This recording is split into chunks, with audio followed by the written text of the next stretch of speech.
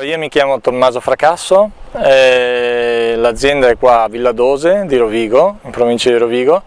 L'azienda è nata circa negli anni 50 con mio nonno e poi proseguita con l'attività con mio papà e infine a me.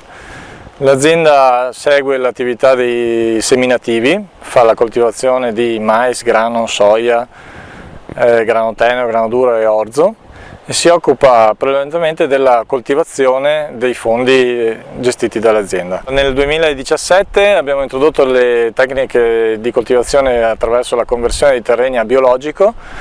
La scelta di utilizzare di adottare queste tecniche di biologico nasce dal fatto di essere più remunerativi sui prezzi dei cereali, soprattutto, che risentono oggi come oggi di prezzi troppo bassi che non permettono alle aziende di essere sostenibili sul mercato. Attraverso il PSR abbiamo cercato di ottenere dei finanziamenti per acquistare delle attrezzature, tra cui una seminatrice, delle attrezzature dei sarchi, uno strigliatore, dei decompattatori e una guida parallela, una guida satellitare. Tutto ciò nasce dal fatto di cercare di adottare quelle tecniche di agricoltura biologica e adattarle alle tecniche che adottavo prima di agricoltura blu, praticamente di non lavorazione di semina su sodo. I risultati sono buoni, positivi, le stiamo ancora provando e testando e sperimentando in campo, però siamo contenti dei risultati ottenuti fino adesso.